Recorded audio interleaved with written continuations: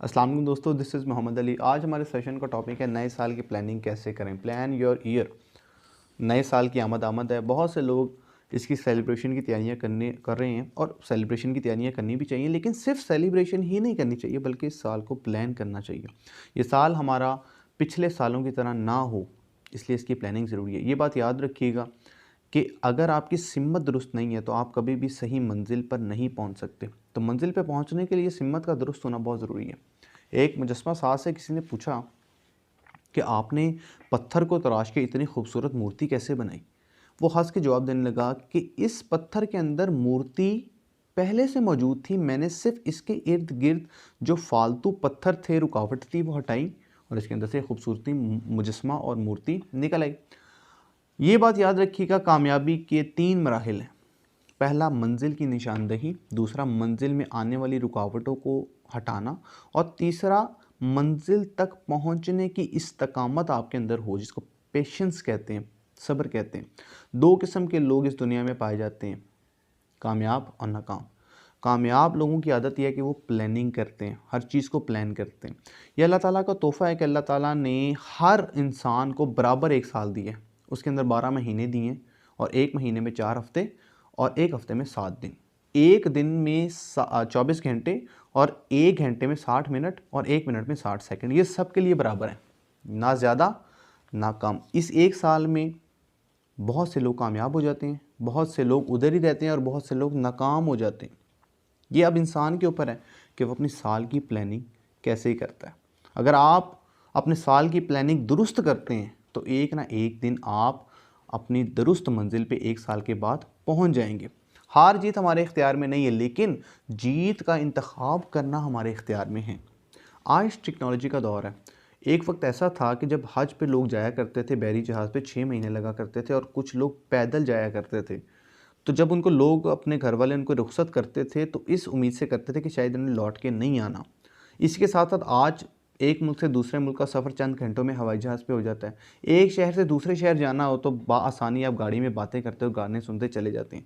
एक वक्त ऐसा था कि किताबें नायाब थी। इमाम बुखारी रहमतुल्लाह अलैह ने वक्त के बादशाह से इजाज़त ली कि उनकी वो लाइब्रेरी विज़िट कर सकें, क्योंकि उस वक़्त किताबें हाथ से लिखा जाती थी और कोई प्रिंटिंग प्रेस नहीं थी। और आज एक यूएसबी के अंदर 4000 किताबें बासानी आ सकती हैं।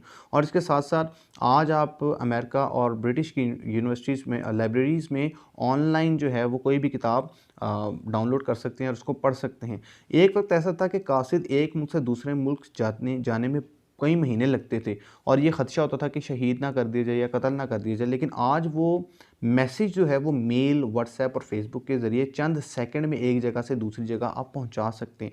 एक वक्त ऐसा था कि जो यूनिवर्सिटी दरसगाहें थीं वो बहुत कम थी, नायाब थी और उसमें सिर्फ उमरा के बच्चे पढ़ सकते थे। लेकिन आज के दौर में आप यूनिवर्सिटीज़ आम हैं और जो बच्चे लायक हैं, जिनके पास स्किल है, उनको बाहर की यूनिवर्सिटीज़ जो हैं वो 100% स्कॉलरशिप पे अपने पास बुला के तालीम दिलवाती हैं और देती हैं। आज कारोबार आम है, लेकिन एक दौर ऐसा था कि कारोबार सिर्फ सरमायादार ही कर सकता था, लेकिन आज के दौर में कारोबार हर इंसान कर सकता है। आज के दौर में भी अगर कोई नाकाम है तो ये उसकी बदकिस्मती है। अपने मकासद की लिस्ट बनाएं। ये बात याद रखिएगा कि अगर 1000 मील का सफ़र भी हो और अगर आपकी सिमत दुरुस्त है तो आप एक ना एक दिन मंजिल पे पहुंच जाएंगे। यूरोप के अंदर ब्रिटिश सबसे ज़्यादा तरक्की याफ्ता मुल्क है उनका। उसकी वजह यह है कि उनके मकासद वाज़ेह थे। सर सैयद अहमद ख़ान ने 140 साल पहले ये बताया कि अगर मुस्लिम ममालिक को तरक्की याफ्ता ममालिक का मुकाबला करना है तो उनको अपने मकासद दुरुस्त करने होंगे, अपने मकासद पर काम करना होगा। दूसरा मरला होता है कि एक साल में महीने भी होते हैं, हफ्ते भी होते हैं, दिन भी होते हैं। अगर आप अपने साल, महीने, हफ्ते और दिनों को मैनेज करना सीख जाएं तो दरअसल आपको वक्त की कदर होना शुरू हो जाएगी, आपकी टाइम मैनेजमेंट बहुत अच्छी हो जाएगी। मैंने ऐसे बहुत से लोग देखे हैं जो 3-3 4-4 घंटे फजूल गप्पों में ज़ाया कर देते हैं, क्योंकि उनकी ज़िंदगी में मकसद नहीं होता और वो गप्पे लगाने में उनको ये एहसास भी नहीं होता कि उन्होंने कितना वक्त ज़ाया कर दिया। जब आपकी ज़िंदगी में मकासद होंगे तो आपको वक्त की कदर होगी और आप टाइम को मैनेज करेंगे। तो अपने टाइम को मैनेज करना सीखें और ये बात याद रखिएगा। और इसके साथ साथ अगर आपका आज का दिन इख्तिताम होता है तो अपने दिन के इख्तिताम पे कल की प्लानिंग, कल की लिस्ट बना लें जो आपने कल काम करने हैं। और इसी तरह महीने के शुरू होने से पहले महीने के सारे कामों की एक लिस्ट बना लें कि आपको पता हो कि आपने हर एक महीने के अंदर ये काम करने हैं। बिल गेट्स का बड़ा अच्छा जुमला है कि तुम मुझे ये बताओ कि तुम फारिग वक्त में क्या करते हो, मैं तुम्हें ये बताऊंगा कि तुम्हारा मुस्तकबिल क्या है। ये बात याद रखिएगा कि अगर किसी ने अपना पैशन दरियाफ्त करना है तो वो ये देखिए कि फ्री टाइम में वो क्या करता है, क्योंकि फ्री टाइम वो टाइम होता है जो आप वो काम करते हैं जो आपका दिल करता है, जो आपकी ख्वाहिश होती है, और वही आपका दरअसल पैशन होता है। हार्वर्ड यूनिवर्सिटी में एक रिसर्च की गई और ये इस रिसर्च में ये बताया गया कि 15% जो लोग कामयाब होते हैं उनमें 15% जो है उनकी एजुकेशन और किस्मत का कमाल होता है, जबकि 85% उनकी तरजीहात का कमाल होता है कि वो किस चीज़ को तरजीह देते हैं, किस चीज़ पर फोकस करते हैं, क्या उनका पैशन होता है। तो 85% पैशन पे डिपेंड करता है। ये बात याद रखिएगा कि बड़े काम के लिए बड़ी वजह का होना ज़रूरी है। अगर आपके पास बड़ी वजह है तो आप बड़ा काम कर सकते हैं। अपने आप से सवाल कीजिए कि आपकी वो क्या बड़ी वजह है जो आपको बड़े काम करने पर मजबूर करती है।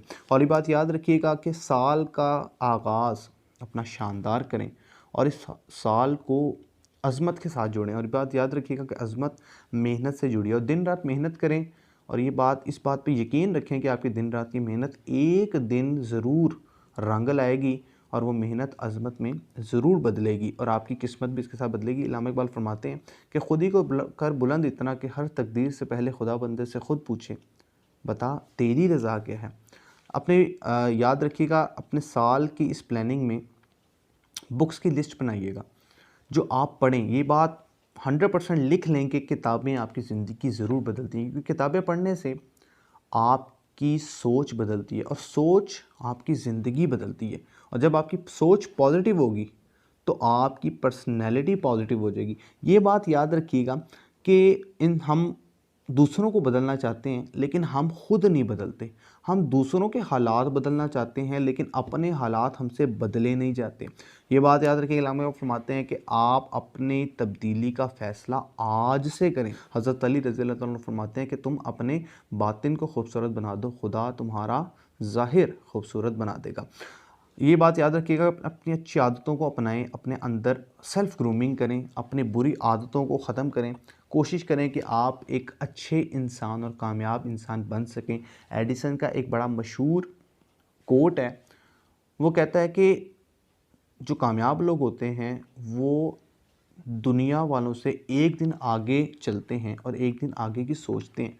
तो आपने आज के दिन में रह के कल का सोचना है, एक कदम आगे रखना है, और तो वक्त की कदर करें। मुझे उम्मीद है आपको ये सेशन बड़ा अच्छा लगा होगा। अगर आपको अच्छा लगा तो उसको आगे लाइक कीजिएगा, सब्सक्राइब कीजिएगा, शेयर कीजिएगा और इसी के साथ अपना बहुत ख्याल रखिएगा। अल्लाह हाफ़िज़।